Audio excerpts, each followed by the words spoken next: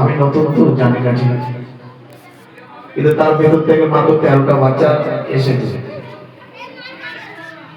এরপরে বাকি জানি না, বাকি কেউ জানে কি জানে না। সত্যি আফসোস এটা লাগে যে আমরা আমাদের বাচ্চাদেরকে ইলম থেকে, কোরআন থেকে বাচ্চাদেরকে কতটুকু দূরে রেখেছি। সত্যি আফসোস, আমরা মুসলমান, আমাদের একটা বাচ্চাকে ছোটবেলায় সে পড়তে পারে না, স্কুলে যেতে পারে না, টিউশনে যেতে পারে না, আমরা আমাদের বাচ্চাকে তুলে ইংলিশ মিডিয়ামে, মা নিজে গিয়ে ইংলিশ মিডিয়ামে দিয়ে আসছে, টিউশনি মাস্টারের কাছে গিয়ে বসিয়ে দিয়ে আসছে। কিন্তু আমার বাচ্চা কোরআন শিখুক, যে কোরআন পড়লে নাকি, দেখলে নাকি, শুনলে নাকি, স্পর্শ করলে নাকি, যে কোরআন দুনিয়ার জিন্দেগির একটা ব্যবস্থা তৈরি করবে, যে কোরআন আপনাকে আখিরাতের জিন্দেগির একটা ব্যবস্থা তৈরি করবে, যে কোরআন কিনা মানুষ পড়ার পরে, জানার পরে, শেখার পরে বাপের কি মর্তবা, মায়ের কি মর্তবা, বড় ভাইয়ের কি মর্তবা, প্রত্যেকটা দুনিয়ার জিন্দেগি আখলাকিয়াত তার জিন্দেগিতে আসবে। অথচ আমার সেই এত দামি জিনিস, এত দামি গ্রন্থ যে আল কোরআন, সেই কোরআন থেকে আমাদের বাচ্চাদেরকে কতটুকু আগিয়ে রেখেছি। আমার তো আফসোস লাগে যে সত্যি এই গ্রামের মানুষ বাচ্চাদেরকে এত কোরআন থেকে দূরে রেখেছে। যতটুকু বাচ্চারা সামনে আগে এসছে মাশাআল্লাহ, আমি দোয়া করি এই সমস্ত বাচ্চাগুলো আগে যেন আরো আগে যেতে পারে। আল্লাহ যেন এদেরকে যেন সহি কোরআন তেলাওয়াত করার, সহি কোরআনের বুঝ আল্লাহ তাআলা যেন এদেরকে দান করে, আমি দোয়া করি। কিন্তু আফসোস, আমার প্রত্যেকটা গার্জিয়ান, প্রত্যেকটা বাচ্চাদের গার্জিয়ান, আমরা প্রত্যেকেই ভুল ধারণা থেকে বার হয়ে আসি। আমরা আমাদের বাচ্চাদেরকে কোরআনটাকে শেখাবার চেষ্টা করি।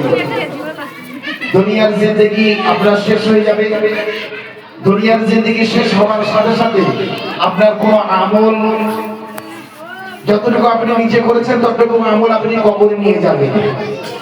কিন্তু কবরে যাওয়ার পরে আমি যে দুনিয়াতে চলে এসেছি, এই দুনিয়া থেকে চলে যাওয়ার পরে কবরের জিন্দেগি আমার কি হবে? আমল তো আর থাকবে না।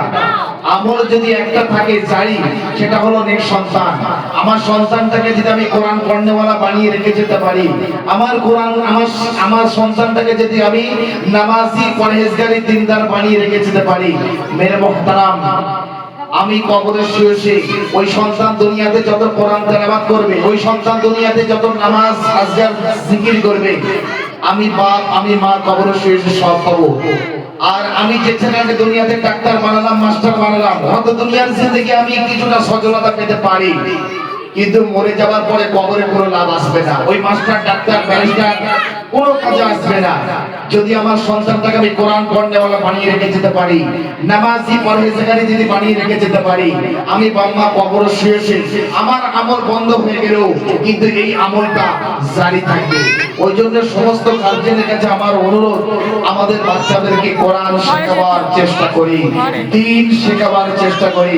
যে সন্তানদেরকে, এই সন্তানরা কাল হাসরের ময়দানে আপনাকে পাকড়াও করবে যদি তাদেরকে দ্বীন থেকে যদি আপনি গাফলতের মধ্যে ফেলে দেন, কোরআন থেকে যদি বঞ্চিত করে দেন, দ্বীনদারি থেকে যদি সন্তানদের বঞ্চিত করে দেন, কাল হাসরের ময়দানে আল্লাহ তো পাকড়াও করবে, তার সাথে সাথে এই সন্তানেরও আপনাদেরকে পাকড়াও করবে।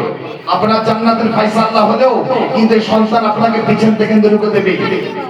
মেরে মুহতারাম, ওই জন্য আমরা প্রত্যেকটা গার্জিয়ান চেষ্টা করব আমাদের বাচ্চাদেরকে কোরআন শেখাবার। আল্লাহ তাআলা আমাদের প্রত্যেককে শোনা এবং বুঝে নিয়ে ইখলাসের বুনিয়াদে আমল করার তৌফিক দান করুন। ওয়া আলাইনা ইল্লা বালাগ।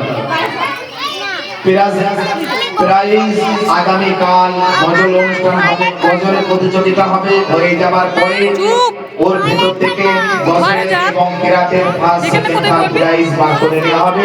বার করে নিয়ে আগামীকাল বিতরণ করা হবে। এখন আপনাদের সামনে কুইজ হবে। কুইজ